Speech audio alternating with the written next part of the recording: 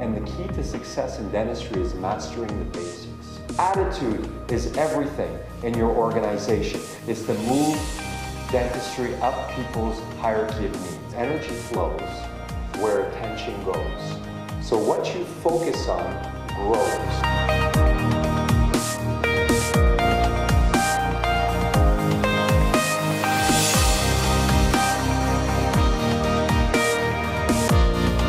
I'd like us all to get motivated, inspired, and effective at developing a championship team chemistry within our practices. And it's up to us. We have control, every person in this room, on the way we play the game of dentistry. And this is where I think leadership is a team sport, and the chemistry of a championship team is something that needs to be given attention so that we can actually grow it within our practice.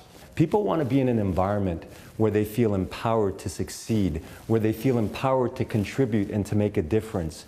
And suddenly, a thought comes in. Do you know the thought I'm talking about? Right back here.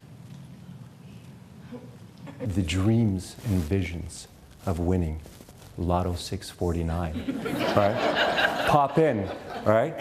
Everything you do when it comes to strategic planning, focus on working it in the proactive zone. And remember, if you don't, there are 3 types of people in this world.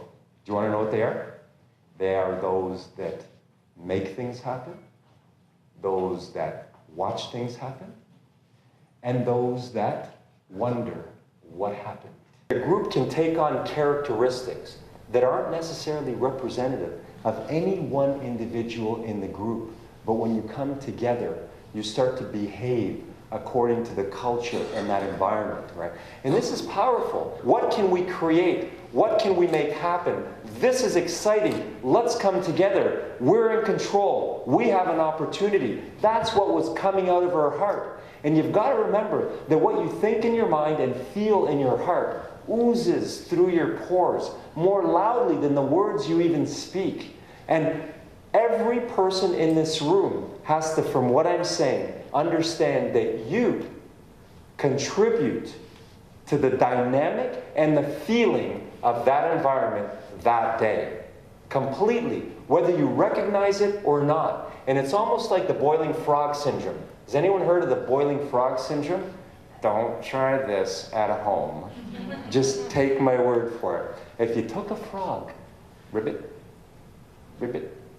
and you put it in a pot of hot water on the stove, oh, it's too hot, jumps out. Put it back in, jumps out. You take that froggy and you put him in a pot of cold water and you let him swim around and get comfortable in its environment. The frog, not sensing it, and then you start turning up the heat slowly. I swear I've never done this. Turning up the heat slowly.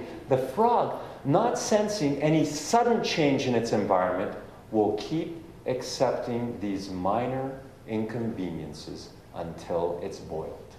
That's exactly what happens to us in our work environment. Oftentimes, little things that are inconvenient, that aren't really good for us, that aren't really healthy, become a part of the environment to a point where we accept them. They're just part of the furniture. You miss it, and you don't really give the value to understanding the dramatic impact little things can have, or attitudes in specific, on our environment.